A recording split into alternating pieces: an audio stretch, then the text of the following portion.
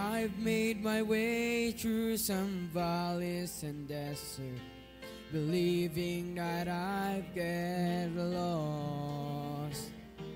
I stood at the foot of what felt like Mount Everest, knowing I had the strength for the climb. 'Cause through every trial, each test and temptation, one thing is sure every time. Over and over, again and again, God is faithful. Over and over, again and again, through it all, He's made me able to stand and survive, to come through alive when it sure looked like I couldn't win.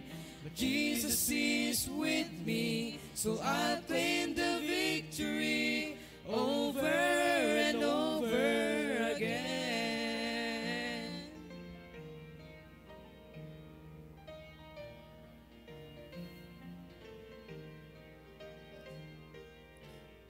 Ask me why, I have no hesitation. God does what He says He will do. Well, I'll simply say every battle has taught me there's nothing He won't help me through. So why should I dwell on the hardships and struggles when I look just beyond them? I see the way this will end is with great celebration, and deep in my heart I believe. Over and over, again and again, God is faithful.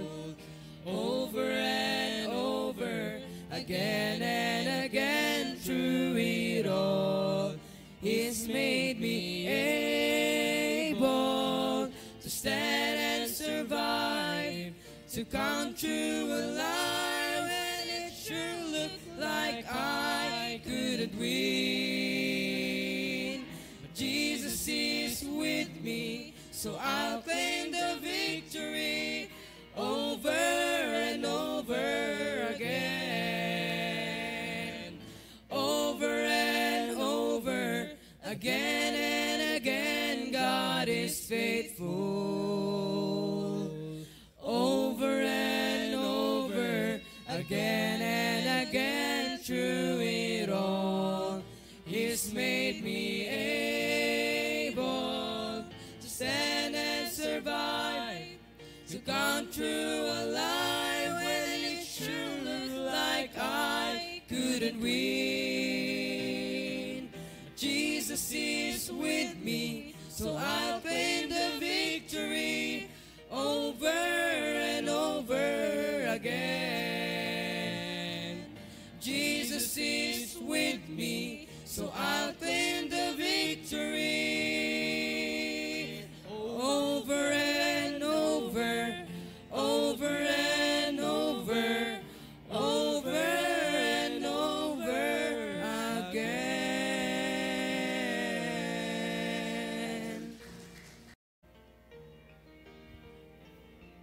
Yes.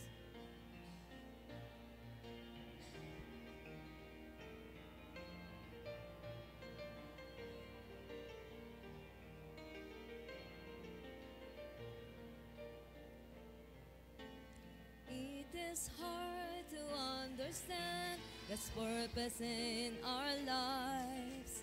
It is hard to obey the perfect will of God. But all we need to do is to trust Him with all our heart, because God is faithful every time. God is faithful every time. He will never leave you. God is faithful every time. He will now protect you. All things are come with a purpose. Whether it is hard, still God knows what is best, because God is faithful every time.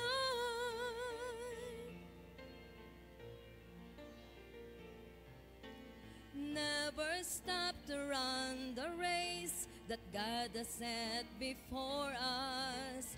Do your best to reach your goal, and God will take the rest.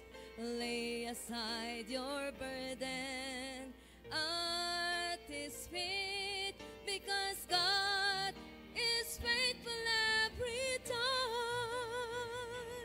God is faithful every time. He will never leave you. God is faithful every time. He will now protect you. All things are come with a purpose.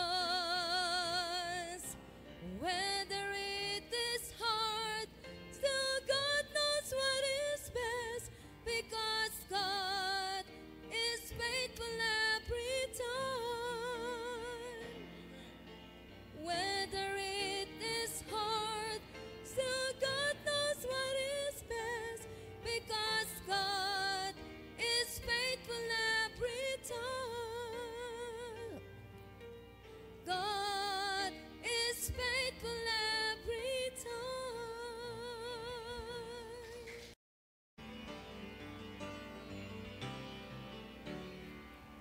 Lately I've been through some testing and trials. Felt like a detour that went on for miles. But standing here now looking back, I can say, Lord, I'm thankful. Some storms I thought I would never survive, but here I am feeling so strong and alive. The darkness is past and the morning is bright, and I'm thankful. Lord, I'm thankful like David after Goliath, like Paul and Silas after the jail. I'm thankful like Daniel after the lions. Lord, I'm thankful. Thankful like Noah back on dry ground. Thankful like Lazarus finally on wood. Every beat of my heart wants to pound. I'm thankful, Lord, I'm thankful.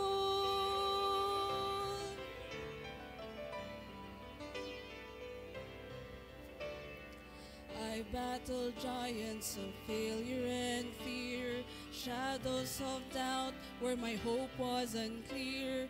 But all along, Lord, you were hovering near, and I'm thankful. All the seas of my past were a thundering roar that echoed the guilt that I could not ignore. But it's nailed to a cross, and I hear it no more, and I'm thankful. Lord, I'm thankful like David after Goliath, like Paul and Silas after the jail. I'm thankful like Daniel after the lions. Lord, I'm thankful. Thankful like Noah back on dry ground. Thankful like Lazarus finally on wood. Every beat of my heart wants to pound. I'm thankful, Lord, I'm thankful. Thankful like Noah back on dry ground. Thankful like Lazarus finally on wood. Every beat of my heart wants to pound. I'm thankful, Lord, I'm thankful. I'm thankful, Lord, I'm thankful.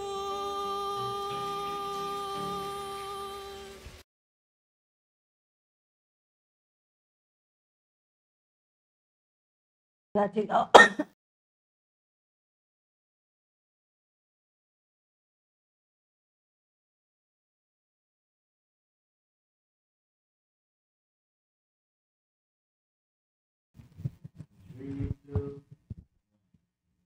Amen.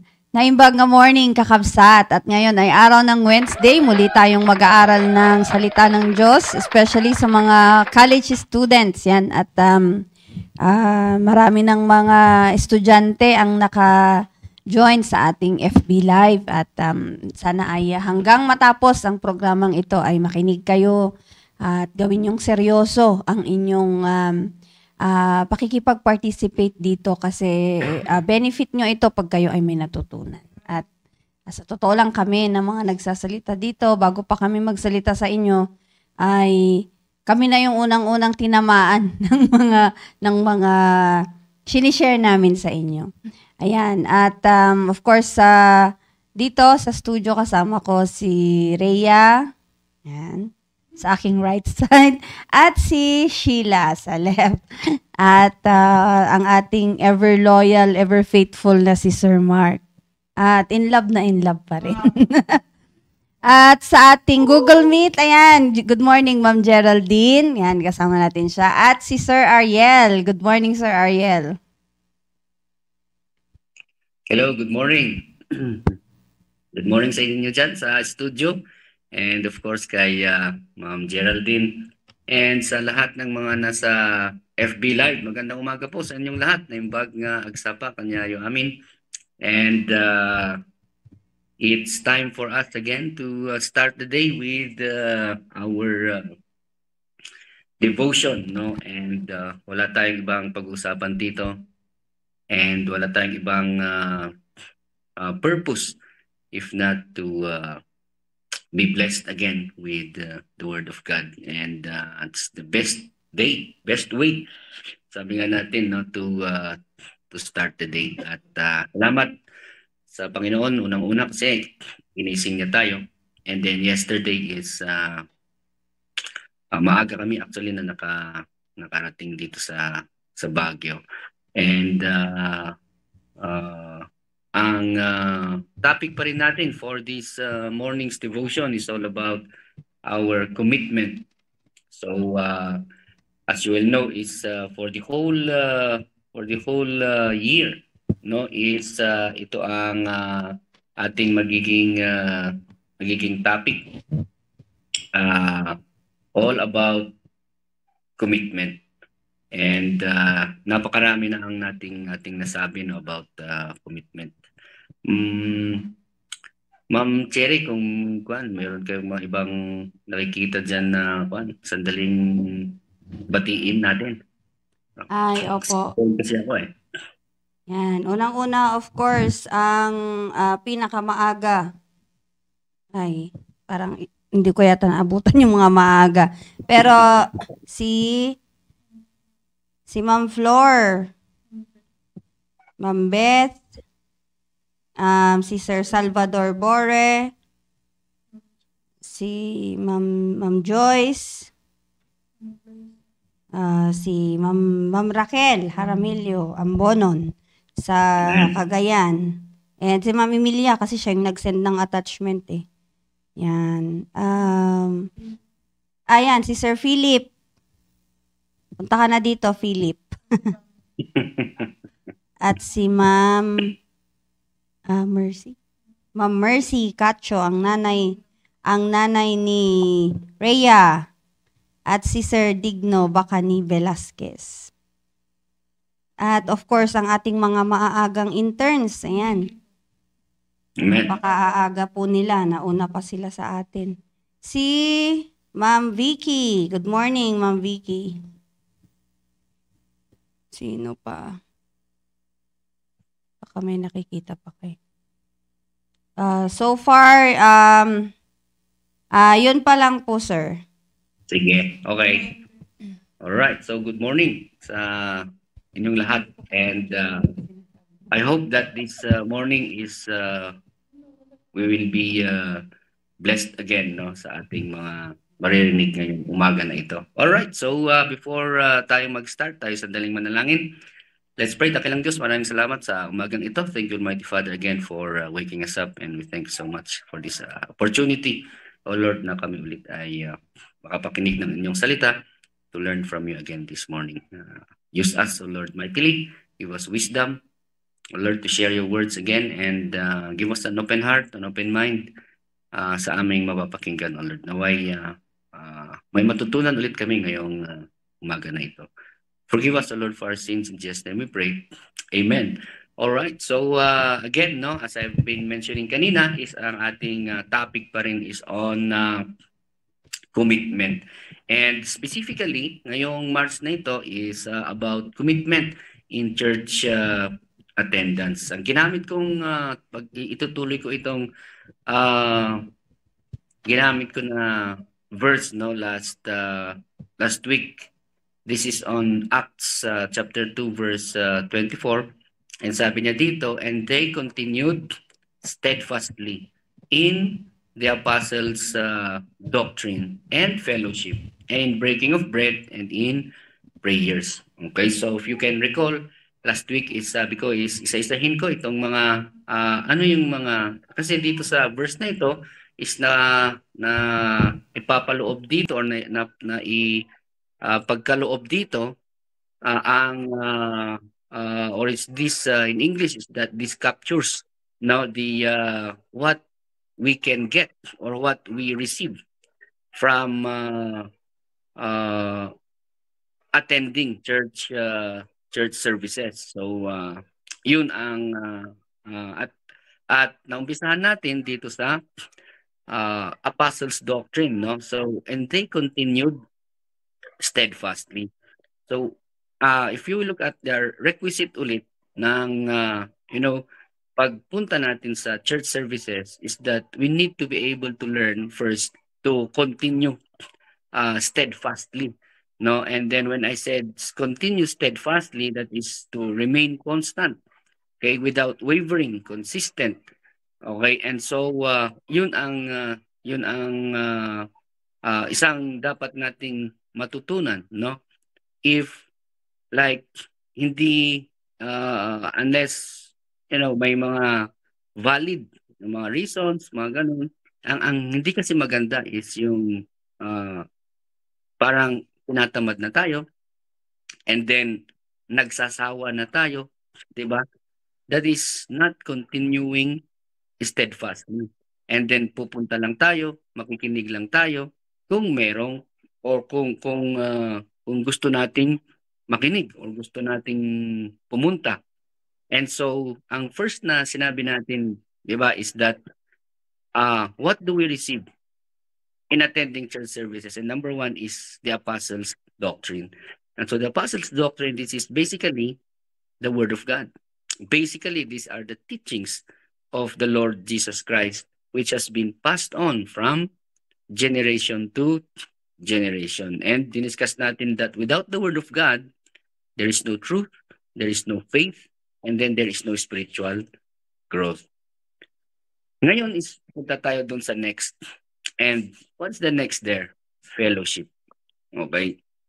Fellowship, mga kapatid, is lahat tayo, sabi nga natin is that no man is an island. And ako, I believe that, no?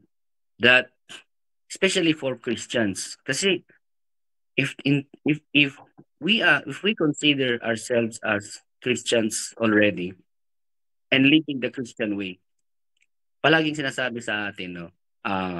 It's in the Bible, every preaching, meron at meron yan, na Christianity is living for others already and not only living for ourselves. As a matter of fact, parang kung Christian tayo is that we put ourselves, the last and then others first.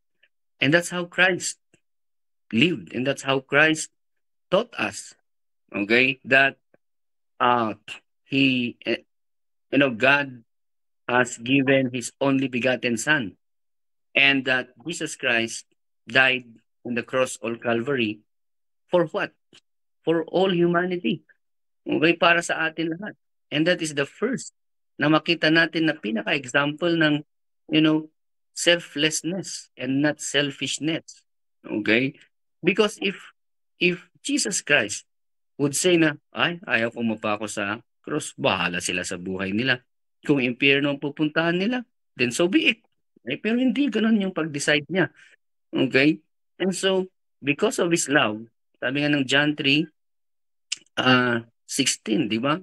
For God so loved the world. And so because of His love, He became selfless. He did not become selfish. And so, doon sa second na makukuha natin, no, that we can be able to receive when we go to church is the fellowship. The fellowship with our brethren. And napaka-importante yan, no? In order for us to be able to build our spiritual life, to grow our spiritual life. Fellowship is sharing the bond, okay, through mutual interest. Fellowship is coming together for a purpose. Marami tayong mga kaibigan, no? And including us, kami rin, we have friends na unbelievers. We have we have mga kasakasama sa office, kasakasama sa mga anong mga engagement, okay? But isang dapat nating matutunan is that when we go to church, there is that opportunity, no, para sa atin to be able to have some bond and fellowship. Of course, unang-una sa ating pastor and then to our other brethren.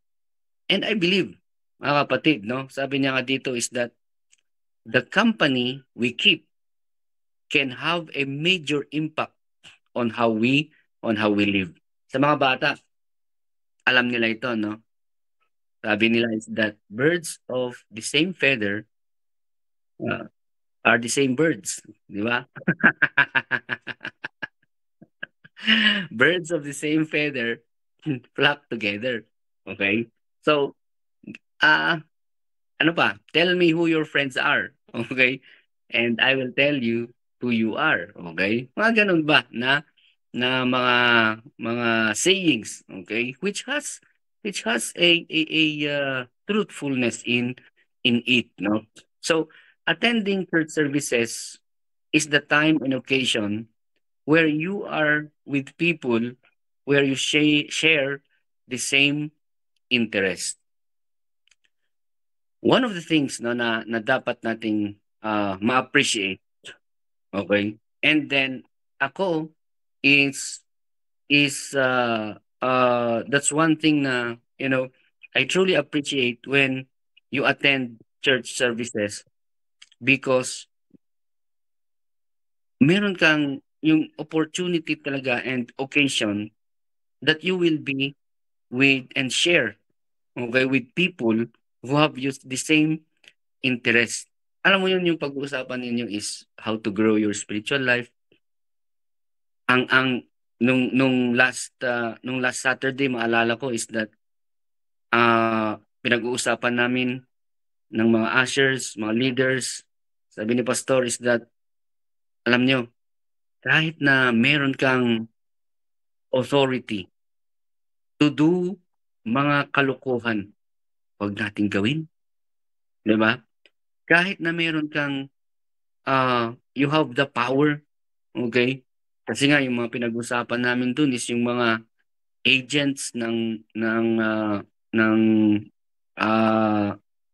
car companies na merong mga hindi ko maintindihan, di namin maintindihan bakit ang sabi nila is okay na itong amount na ito and then bigla-bigla nadadagdagan.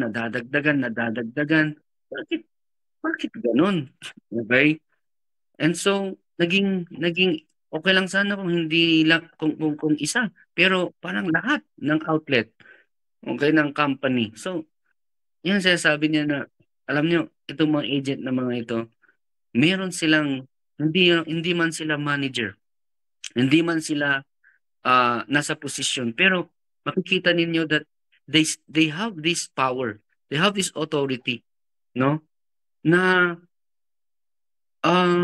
gawin yun, na manloko, mga ganyan.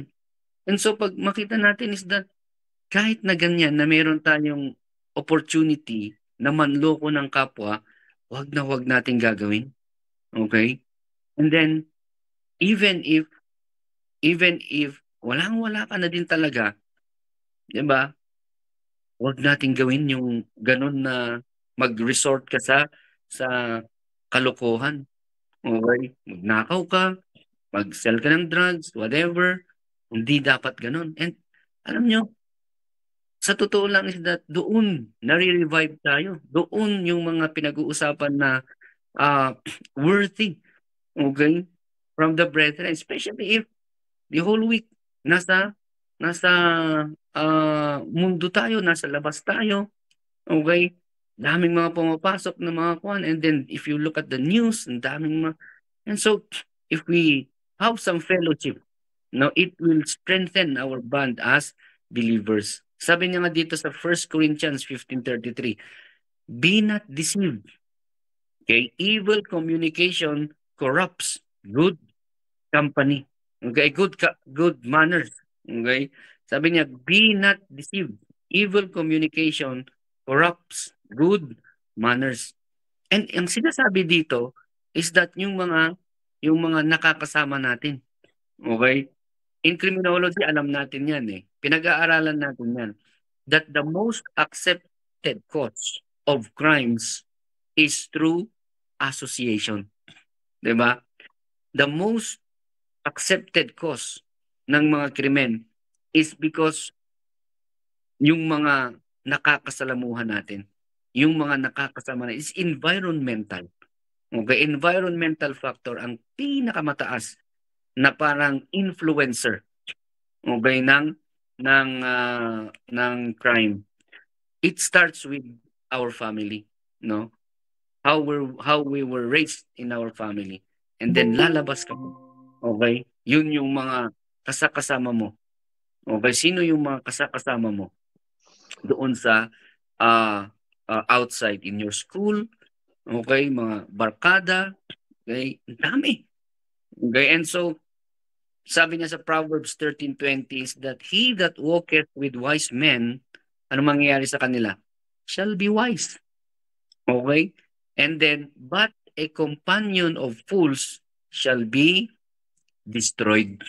Okay? Yung sinabi ng sa the book of Proverbs, no? He that walketh with wise men shall be wise. Okay? And ano yung isang definition natin ng who are those that are wise? Soul winners. Okay? 'Di ba? So, and thank God, mga kapatid, no? Thank God that we are in a church which is a soul winning church. And so if it is a soul winning church, mga kapatid, is that it means, no, that there are people that are wise. Okay? And so let us be with those people who walketh with wise men.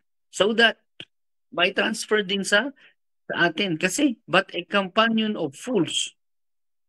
Okay? And ano yung kwan?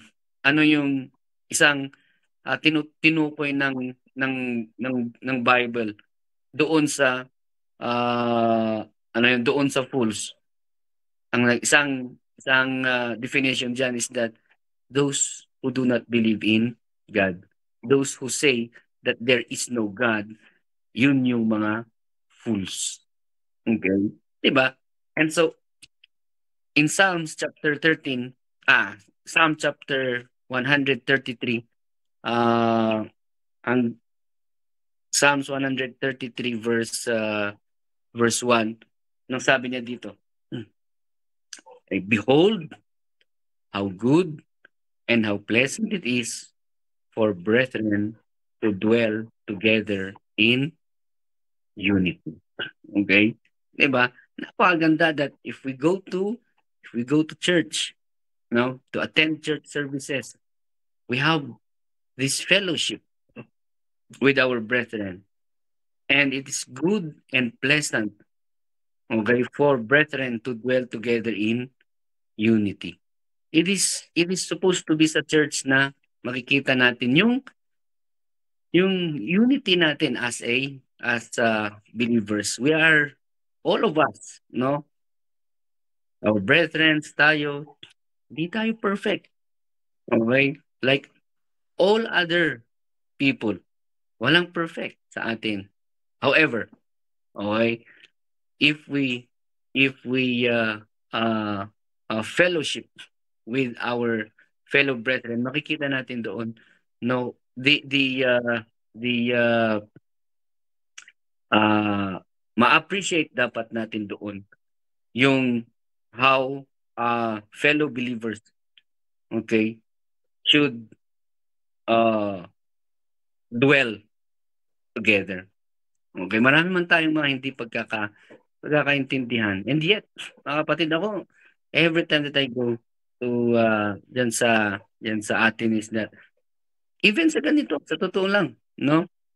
Even sa ganito na every morning is that meron tayong nakikita natin yung mga brethren natin sharing the word of God.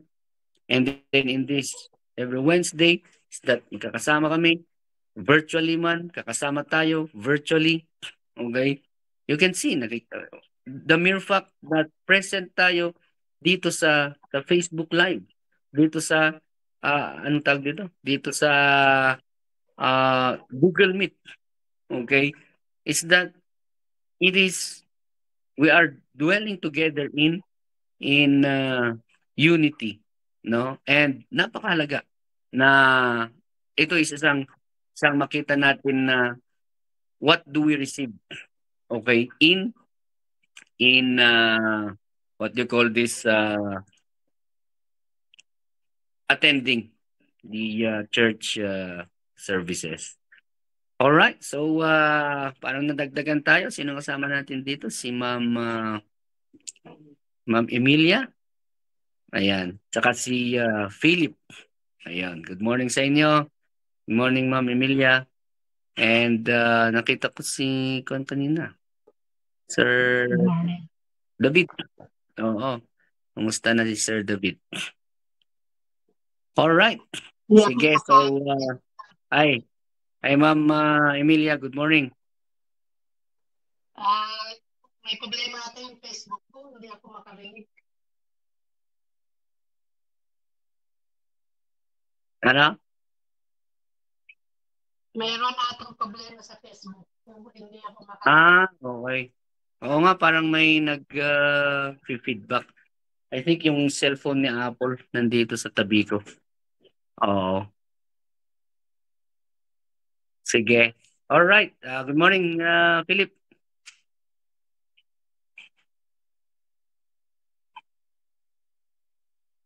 Oo, nung nandito, medyo sorry. Nag-feedback yata yung isang cellphone ni Apple dito.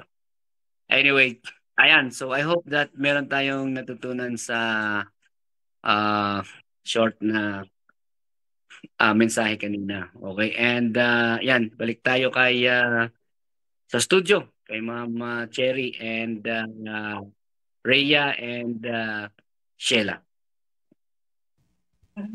Amen, sir. Ayan, at least makakasama natin si Ma'am Emilia sa Google Meet, di ba? Kung may problema po yung inyong Facebook. Ayan, so kagaya nung nasabi ni Sir Ariel, ay talagang talagang pagka tayo ay nag-attend sa ating church services ay hindi lang tayo matututo sa doctrine, pero meron din tayong fellowship sa ating brethren na maraming pagkakataon po na halimbawa ay pumunta ka sa isang panambahan, tapos meron kang kabigatan, meron kang nakausap na kapatiran na mas mabigat pa pala yung kalagayan kesa sa'yo, 'di ba? So doon pa lang ay ma-encourage ka at makikita mo yung sarili mo na di pa naman pala ganun kalala yung kalagayan ko. So kung nag-emote-emote ka man bago ka pumunta ng church, nung nakapakinig ka ng Word of God, nakapag-fellowship ka sa mga brethren na nalaman mo rin yung mga kalagayan nila, pero nevertheless ay nandoon pa din sila sa church, ay doon ma-encourage tayo, 'di ba? Kaya nga lahat 'yun doon sa Hebrews chapter 10 verse 25, hindi lang sinabi doon na not forsaking the assembling of ourselves together as the manner of some is, 'di ba? Pero ano yung sinabi doon? Exhorting one another. Kaya, part lahat yan ng mga benefits na makukuha natin pag tayo ay nag-attend. At, yun nga, sabi ni Sir Ariel, kailangan meron tayong consistency. Diba? Kailangan consistent, kailangan faithful tayo sa ating commitment. Yan. At, kung halimbawa sa unang pag-attend mo, na-bless ka, bakit hindi mo gustong masundan at paulit-ulit, di ba? At maging committed ka na. Actually, yun talaga yun eh. Yun talaga yung gustong ma-develop sa atin ng Panginoon ni Pastor RJ na tignan natin yung yung mga bagay na yung benefits na makukuha talaga natin every time na pupunta tayo sa church, sa ating spiritual na pamumuhay. Yung iba kasi, may makukuha ba ako dyan? Di ba? Minsan ganyan yung patanong ng mga tao sa area natin eh. Pag pupunta ba ako sa church nyo, anong makukuha ko? Ang iniisip nila, bigas, delata, noodles, di ba? Pero hindi nila alam na yung ibibigay sa kanila ng Panginoon sa pupuntahan nila ay mas higit pa kesa sa pang-material or yung fleshly na bagay na mapupunta sa kanila. Kaya sa atin na nakikinig ng mga ganitong devotions ay nawa ay mas mataas yung pagtrato talaga natin sa pag-attend ng church services. Okay? So, nung nakaraan naman ay yun, pinag-aaralan nga natin sa pagpunta natin sa church. Consistent tayo, pero dapat meron din tayong maayos na attitude. 'Di ba? At nung nakaraan, ang naging example natin doon ay si Mary at si Martha, na sabi nga ng Panginoon ay Mary hath chosen that good part. Yan. Bakit good part? Kasi nakinig siya ng hindi niya hinayaan maistorbo siya sa pakikinig ng Word of God. Yung concentration niya talagang nandoon lang sa pakikinig. At ngayon naman, ang isa pang magandang attitude sa pagpunta sa church, kasi kung nagiging consistent ka na rin lang, edi gawin mo ng maayos na rin yung attitude mo. 'Di ba? Para hindi ikaw mabilang doon sa mga sinasabi nila na inugatan na sa church, ang tagal-tagal na sa church, more than 10 years na sa church. Pero bakit parang baby Christian pa rin? 'Di ba? Meron tayong mga naririnig na ganyan. Ako yun ang lagi kong panalangin sa sarili ko na, Panginoon, wag mo po akong hayaan na walang mangyari sa akin sa panambahan na ito. 'Di ba? Maganda na every time na tayo ay manambahan, alam natin na may babaguhin ang Diyos sa atin. So, bago, hanggang paunti-unti na mumold ka na into perfection. Yan. So, anong attitude ang maganda na magkaroon ng isang Kristiyano na consistently na pumupunta sa church? Basahin po natin sa James chapter 4 verse 10. Very familiar verse naman po ito. Yan, sa James chapter 4, verse 10. Bakit ka natatawa sa James? Ayan. So, dito po ay nakalagay sa verse na ito kung ano yung gusto ng Diyos para sa atin. Sabi niya dito, humble yourselves in the sight of the Lord, and He shall lift you up. Yan. So, one of the best attitudes na dapat meron tayo ay humility. 'Di ba? Humility. Bakit? Nung tinitignan ko yung meaning ng humility, ay sabi dito sa Oxford, low self-regard and sense of unworthiness. Yan. Mababa yung tingin mo sa iyong sarili and sense of unworthiness. Parang you are unworthy. Wala kang kwenta. Parang ganun. Which is, kung ito-turn natin ito in a spiritual way, kasi sinasabi ng iba, hindi dapat pagkaroon ka ng high self-esteem, ganyan, di ba? Pero, dito sa meaning na ito, kung titignan natin, napakaganda itong meaning. Kung every time na titignan natin sa spiritual na point of view. Bakit? Kasi hindi tayo magyayabang sa Panginoon. We will always look at ourselves na mababa lang tayo at wala tayong kakayanan. Kaya nga ang gagawin natin, pupunta tayo sa mga church services, mag-a-attend tayo kasi doon tayo matututo. Doon tayo malalagyan ng fuel, ganyan. Doon tayo malalagyan ng baterya to go on. Doon tayo malalagyan ng knowledge para makilala natin kung sino yung Diyos. At doon tayo malalagyan ng knowledge, ng wisdom kung paano tayo makakapaglingkod sa Panginoon, di ba? So, lahat ito ay makukuha natin kung tayo ay pupunta sa church with humility, with the sense of unworthiness. Kasi alam niyo po ang mangyayari kung tayo ay humble. Nakita ko doon sa meaning, biblical meaning ng humility. The practice of meekness, obedience to God, respect of self and others, submissiveness and modesty. If you are humble, meron ka nito, magkakaroon ka ng mga ganitong bagay, no? Kaya nga ang sabi ng Panginoon dito sa James chapter 4 verse 10, humble yourselves in the sight of the Lord and He shall lift you up. Malilift up ka pag ikaw ay humble. 'Di ba?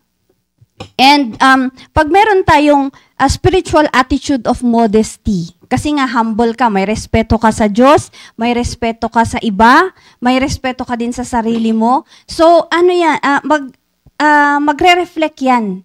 Magre-reflect and you will have that spiritual modesty na tinatawag, 'di ba? Kasi nga hindi ka mayabang. So ang trato mo sa iba, the way you talk to others, the way you carry yourself ay para irespeto yung iba. Hindi yung parang ang taas-taas ng noo mo, nakahiwalay na yung ulo mo sa katawan mo. 'Di ba may mga sinasabi silang mga ganun. So, yun yung mga bagay-bagay na magkakaroon tayo pag tayo ay humble. At napakagandang attitude yun na dala-dala natin pag tayo ay nag-attend ng mga church services. Kasi alam niyo po, dito sa Proverbs chapter 28 verse 25, ay nakalagay dito, yung kagaya ng sinasabi ni Sir Ariel kanina, yung fellowship natin, it is always good and wise to fellowship with wise people. Bakit? Kasi hindi talaga natin maiwasan, hindi tayo makapag-fellowship tayo, di ba? Hindi natin maiwasan na nakikipag-fellowship, di ba? So, kasi nga, no man is an island. So, dapat pipiliin din natin yung ka-fellowship natin. Because if we are going to fellowship with the proud people, ganito po yung mangyayari sa atin. Sa Proverbs chapter 28, verse 25, sabi dito, he that is of a proud heart stirreth up strife. Yan. Stirreth up strife. So, sino yung mga pumupunta sa church na nag-i-stir up ng strife? Yung mga proud. Yung mga hindi humble. Kasi kung humble ka, pupunta ako sa church kasi kailangan ko ng salita ng Diyos. So definitely, ang gagawin mo lamang doon ay i-glorify mo yung Panginoon, di ba? Maayos yung attitude mo, modest ka, yung lahat ng manners mo ay modest. Pero pag proud ka, you are stirring up strife. Pagpunta mo pa lang doon, baka nakasakay ka pa lang, yung katabi mo, kinukwentuhan mo na ng hindi magaganda, di ba? Pagpunta mo doon pag nasa harap ka pa lang ng auditorium, yung kasabay mong naglalakad, napapansin mo na, ano ba naman to? Hindi man lang, mas maayos pa yung damit ko kaysa sa kanya, yung mga ganon, because you are proud. So ano ang lagi mong nakikita? You think highly of yourself lagi. So wala ka nang ibang napansin, kundi yung mga pagkakamali ng mga katabi mo. So, after the preaching, nagsimula na yung preaching, ano ba naman to si pastor? Ayan, lahat na. Dahil proud ka, wala kang natanggap na knowledge, wala kang natanggap na wisdom ng Panginoon. So, uuwi ka ngayon na walang nabago sa'yo. At ang masaklap pa, pag ikaw ay proud, hindi ka lang uuwi na walang nabago, kundi uuwi ka pa na may naapektuhan kang ibang kapatiran. May nakwentuhan ka, baka merong kang nakasalubong, tapos medyo nabunggo ka lang saglit, nagalit ka na, paulit-ulit mo na siyang pinagalitan, pinahiya mo na siya sa crowd. Ganoon po yung effect pagka hindi ka po humble na pumunta sa church. Kaya nga, the best attitude in attending our church services is to be humble, 'di ba? Kagaya nga ni David, the best example talaga na nakita ko sa Bible when it comes to humility. Pagdating sa church attendance ay si David. Kasi nga dito sa Psalms chapter 84, 'di ba? Kung maaalala natin yung sinabi niya na mas gusto niya pa na maging doorkeeper, 'di ba? Sa simbahan kesa sa makisama doon sa mga wicked na mga tao. Sabi niya dito sa Psalms chapter 85 verse 10. Sabi niya 84 verse 10. For a day in the courts is better than 1,000, sabi niya dito. So, 'di ba, napakaganda na lagi nating inaasam-asam na pumunta sa simbahan. And sabi niya dito, I had rather be a doorkeeper in the house of my God than to dwell in the tents of wickedness. 'Di ba? Siguro maraming nag-iimbita sa kanya. Syempre king siya eh. 'Di ba? He is a king. So marami siyang mga anong tawag doon? Marami siyang mga meetings, engagements, 'di ba?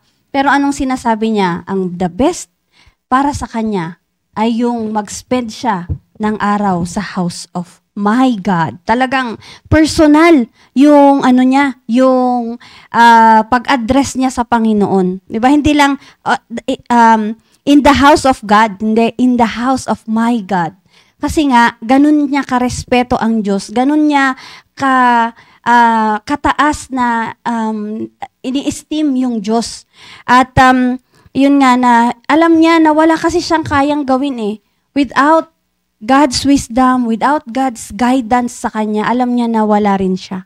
So, ganun na lang yung pag-respeto niya sa Panginoon. Ganun na lang yung yung excitement niya na nasa house of God every time na merong panambahan. 'Di ba? Kaya kung meron man tayong pinakamagandang attitude na dala-dala natin every time na pupunta tayo sa mga panambahan. Kahit sa ganito lang, sa ganitong devotion natin, bubuksan niyo yung inyong Facebook, pero isipin niyo, si ano lang naman magsasalita diyan. O, 'di ba? Pero pag yung humble ka, kahit sino po yung nagsasalita, hindi mo sasabihin na full-time lang naman yung mga nandiyan. O, 'di ba? Mamaya na lang, pag si Sir Ariel na yung nagsalita. Minsan may mga ganun tayong attitude. Pero alam niyo po, pag humble tayo, ay papakinggan niyo kami. Kahit mga full-time staff po kami na nagsasalita sa inyo, ay maiisip niyo po na salita ng Diyos ang pinapahayag ng mga taong ito. Diba? Regardless of kung sino sila, basta ang lumabas sa bibig nila ay salita ng Diyos, kagamit-gamit yan sa ating spiritual na buhay. Yan. So, yun lamang po at maraming salamat po, sir. To God be the glory. Amen, amen. Totoo yun, no? And hindi tayo exempted dyan sa, sinabi ni Ma'am Cherry, minsan, namimili. Oo, ako nga sabi ko nga sa inyo noon yung sa Mondays, hindi ako nakikinig dyan. Oo, kasi sabi ko, pampangatayan na pero nung hindi ko maalala kung paano ko nasimulan, no? And then nung nasimulan ko, ang dami kong mga character na hindi pala kilala. Oo. Saka ang daming mga Bible stories na hindi kilala na nakikita ko. Yun yung foundation kaya pala ito yung mga tinuturo sa mga bata. Kasi foundational Parang hindi ko lang talaga ma-express yung yung pagturo. Yung pagturo sa mga bata, hindi ko talaga magawa yun. Mga bata, makinig kayo. Ganito yung, sus, sabi ko, paano ko kayo gagawin to sa mga, buti na lang, binigay sa akin, grade 11, mga 10 to 13, mga medyo, Medyo hindi bata-bata yung mga ano, eh. Paano pag ibibigay 5 years old? Ay sus, sabi ko, paano kaya 'to? Kanya lang makikita mo talaga yung, doon. Oo, sometimes pinipili ang topic, pinipili kung sino yung mga nag, ah, nagsasalita, mga gano'n, which is wrong sa totoo lang, eh. Okay. We believe that humility yun, tama yun, eh. Okay, tama yun. It is humility when you know how to be able to learn also. 'Di ba na parang ang isip is, mas magaling naman ako sa kanya, bakit ako makikinig? Jesus, 'di ba? Or, kuwan lang naman ang mga kuwan ng mga yan, parehas din naman ang sasabihin. Hindi, eh. Oo. So, it takes, how do you change yung mindset na yon? I-change mo yung mindset mo to, humility. Kaya nga, if you talk to God, palagi natin ginagawa yan. We go to the altar, we kneel, and we bow. Okay? And that's where we are heard also. That's how we are exalted, when we humble and then kneel. Okay? And then bow our heads and then talk to God. Diba? Ganun, that's how He will listen to us. Okay? Hindi yung nakataas yung noo mo and then whatever. Diba? Maganda yun. And then, narinig ko yung, anong makukuha? Diba? Ay, sasabihin ko sa inyo, hindi sa, minsan, karamihan, anong makukuha ko? Mga ganun. Those are foolish questions, sa totoo lang. Especially if ang sasabihin mo is ano makukuha sa pagpunta ng simbahan, pagpunta ng church services, wala kang makukuhang bigas, whatever, ayuda. Ay nako. Okay? Diba? Kaya na nung tawag dito, namimihasa na kasi ng mga natin sa totoo lang na yung one time lang na ibibigay, hindi. Pagpunta natin sa church, hindi bigas, hindi one time na ayuda, whatever ang ibibigay, pero lasting na magagamit natin sa ating buhay. Okay? Don't give a person a fish. You teach him how to fish para he will know how to live. Okay? Hindi yung bigyan mo lang ng pan and then minsan wala. Magiging dependent siya sa ganyan, which is hindi talaga maganda. Alright, so ayan, pakinggan muna natin sina Rhea at Sheila. Ayan, unahin natin si Sister Rhea.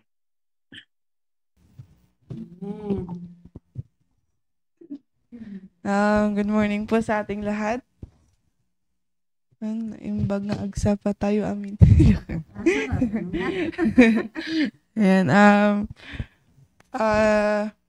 yun nga po, napakaganda talaga no ng Word of God kung iisa-isahin talaga.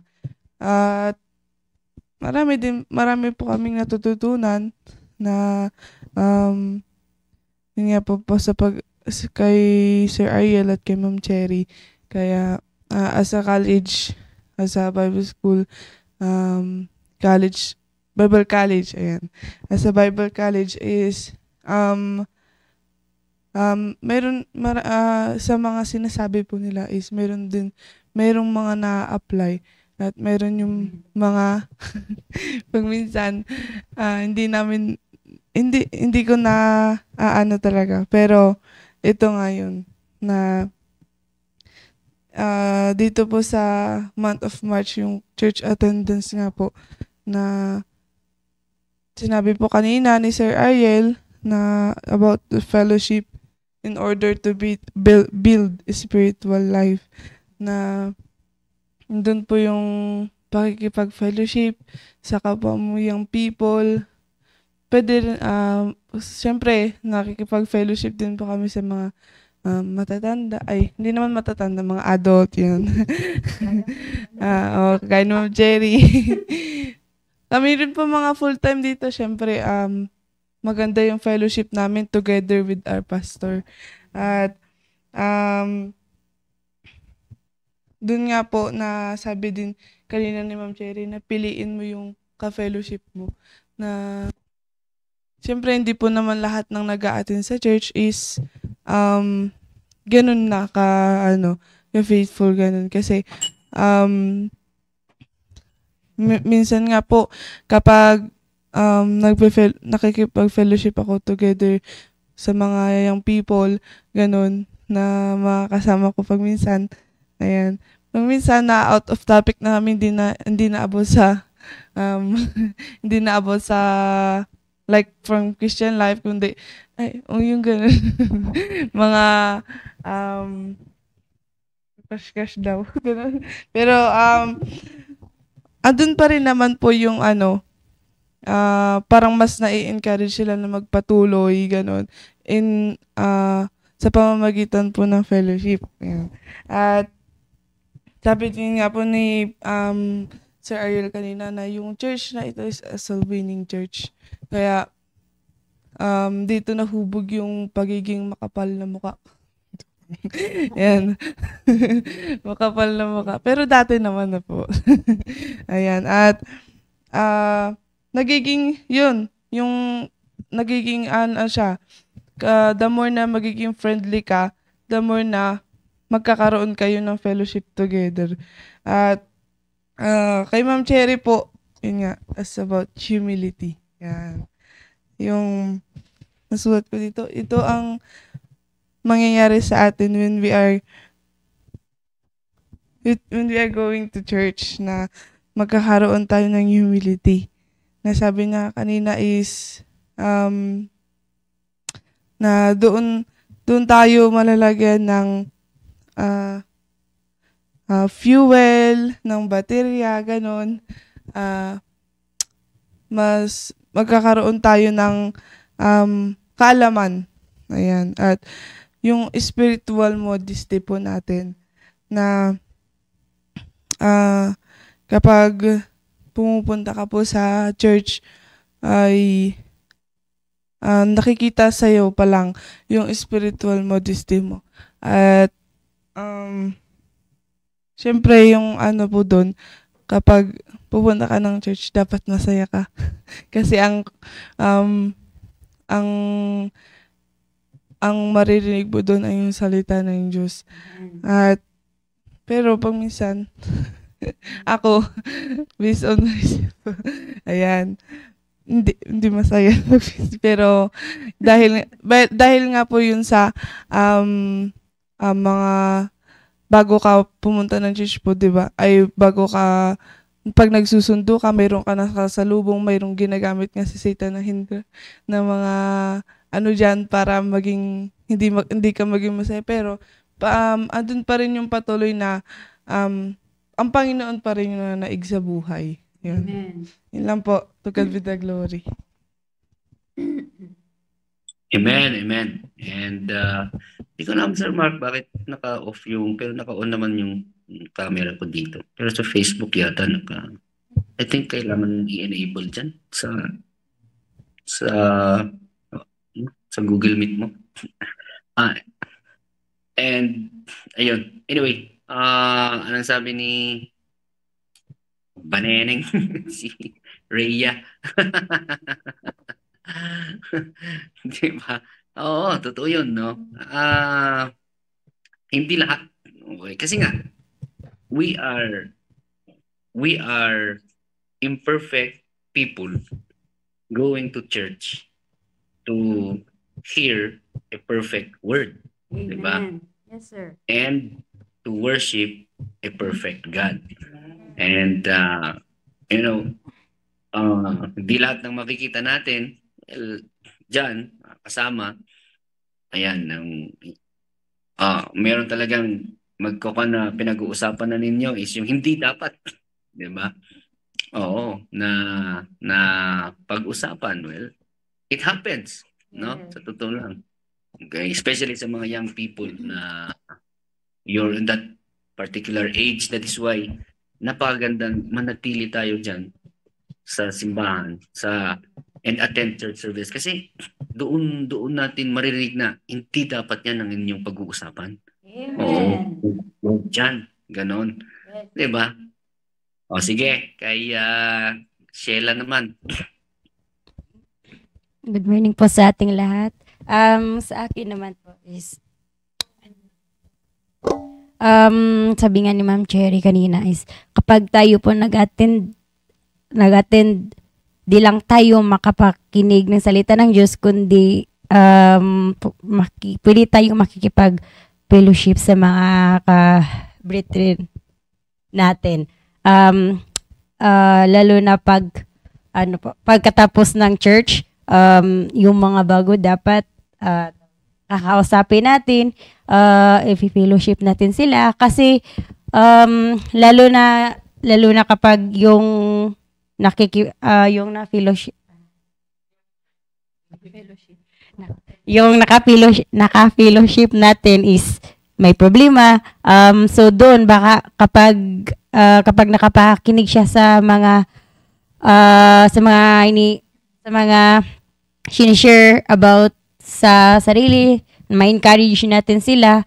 Kaya mahalaga po talaga na hindi mawawala yung fellowship natin pagkatapos ng church services.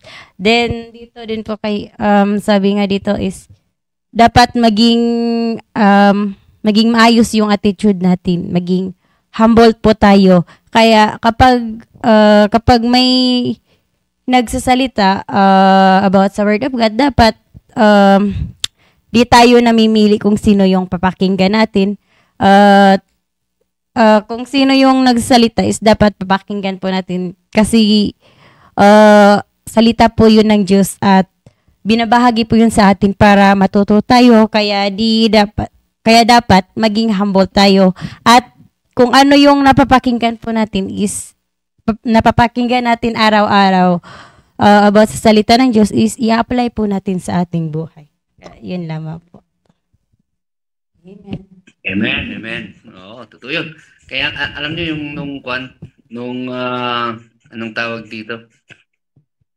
Nung pumunta si tatay ni na Sheila diyan sa church, kita ko siya nasa sasakyan nasa likod ng sasakyan and wala siyang kausap.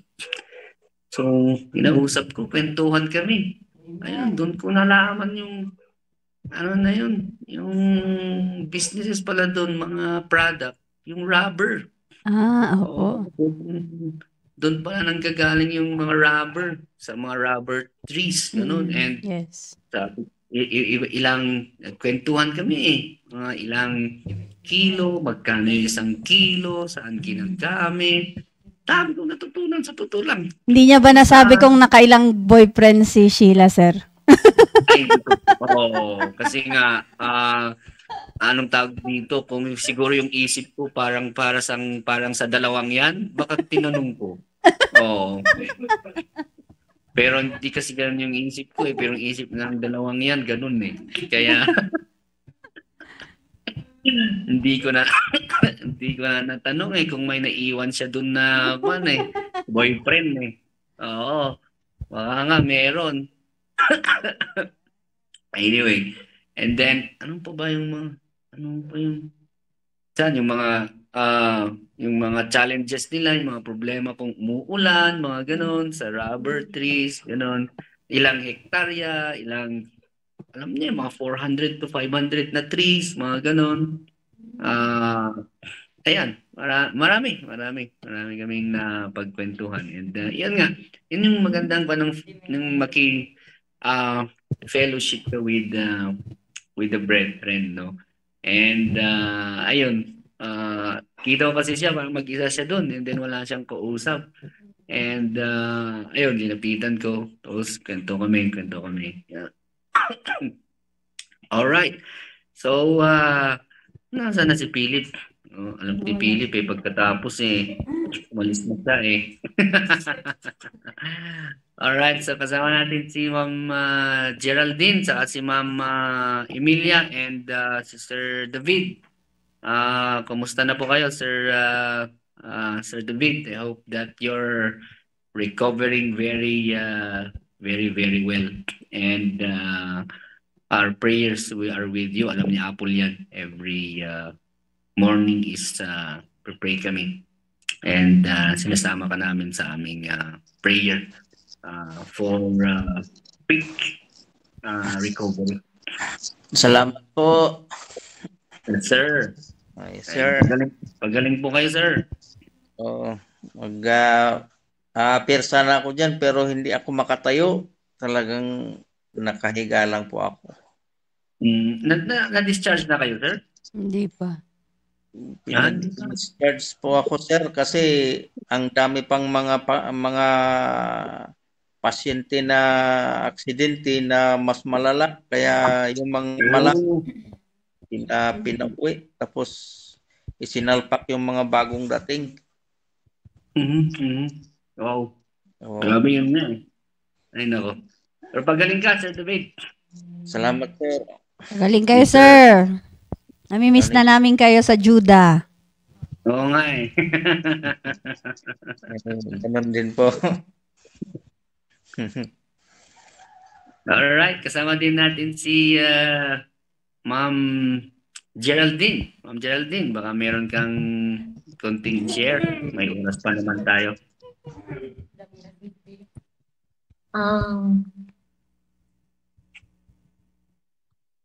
Ang masabi ko lang po is yung consistent po na tawag nito, yung sa pag-aaral po, kagaya ng ginagawa natin ngayon, may devotion, tapos kung ano yung alam mo sa devotions po, i-apply mo sa pag-aaral sa school po kasi parte na rin ng pag-aaral po.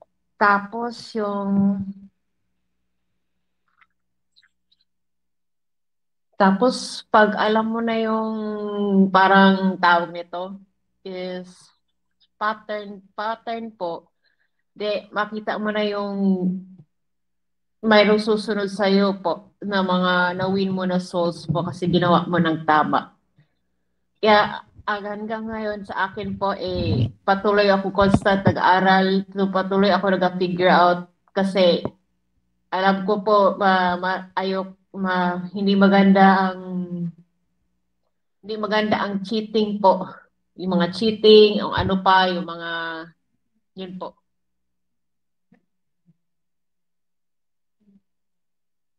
Amen. Thank you, Ma'am Geraldine. And ayan, totoo po yun. Maging consistent tayo. Tuloy-tuloy lang po tayo.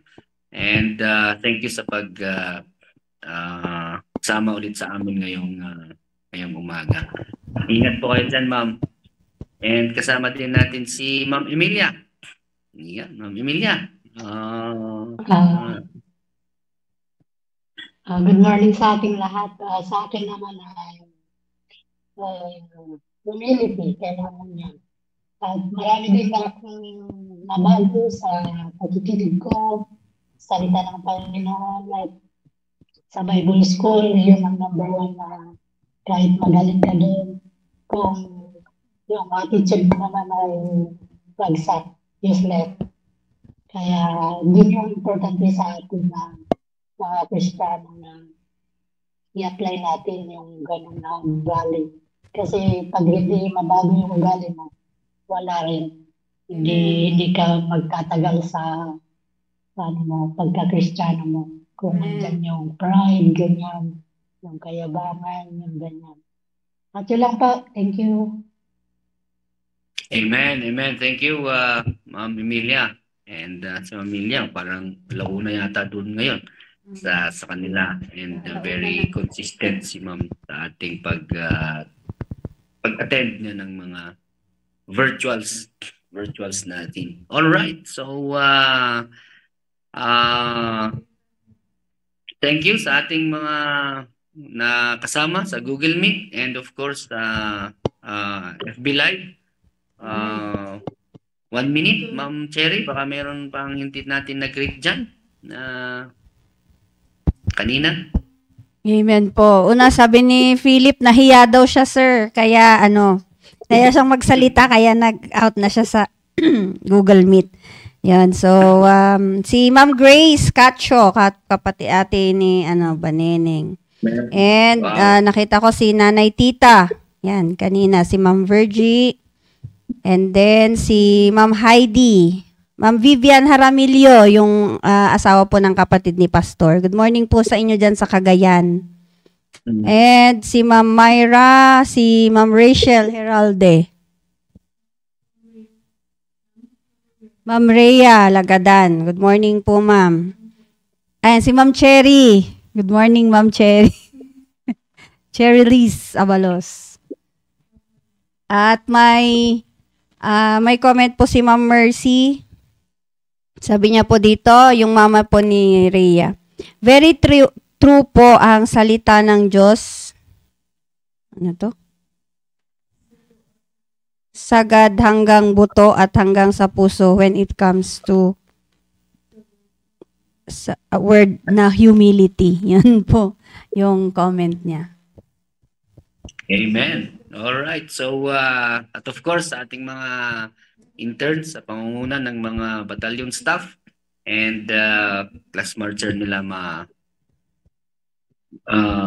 magandang umaga sa inyo, and I know that nag-prepare na sila para sa kanilang duty, and yung mga iba baka nakaalis na ng kanilang mga kasi mga 6:30 nandun na sila sa kanilang post.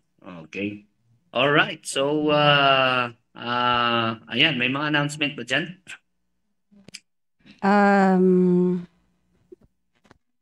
Wala po, sir. Ayan, dumagdag lang po dito si Sir Asherto, si Sir Judy Morales, and of course si Pastor RJ. Good morning po, Pastor. Amen, amen. Good morning. Morning, sir. And kina Sir Judy and Sir Asherto. All right. So tayo ay mag-closing prayer. Thank you sa lahat ng mga kasama natin ngayong umaga na ito. Let's pray. Dakilang Diyos, maraming salamat ulit sa umagang ito. Thank you, Almighty Father, sa aming devotion, aming napakinggan, O Lord, again, na inyong salita. And may this grow, O Lord, sa bawat isa sa amin. And keep us safe sa aming pagpunta ng trabaho, pagpunta ng school. And we thank you so much sa mga opportunity po ng mga ito na before we start, O Lord, ang aming araw is nauuna ang inyong salita sa amin. We thank you sa lahat ng mga nag-participate and tulungan niyo po yung bawat isa sa amin for us to grow our spiritual life more than anything else, Almighty Father. Again, we thank you and we give you all the glory and praise. Forgive us, O Lord, for our sins. In Jesus' name we pray. Amen. All right. So, bye-bye and thank you. Bye. God bless po. Bye-bye po. Bye-bye.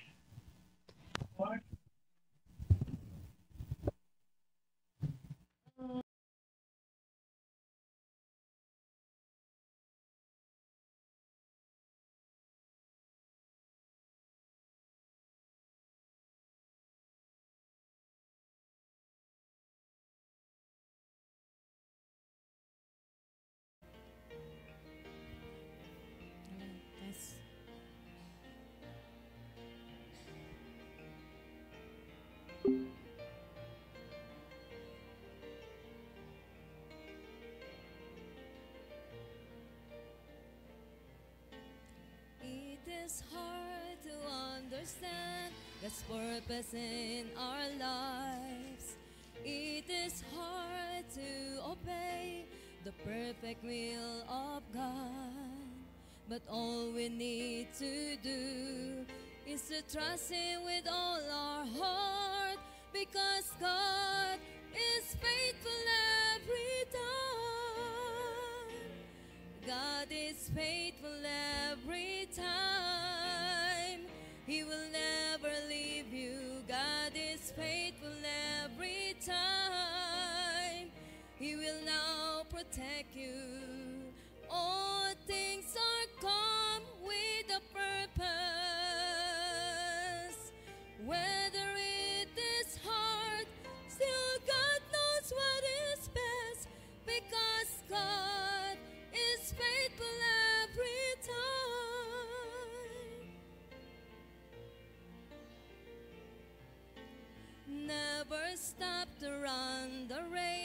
that God has set before us. Do your best to reach your goal, and God will take the rest. Lay aside your burden at His feet, because God is faithful every time. God is faithful every time. He will never leave you. God is faithful every time. He will now protect you.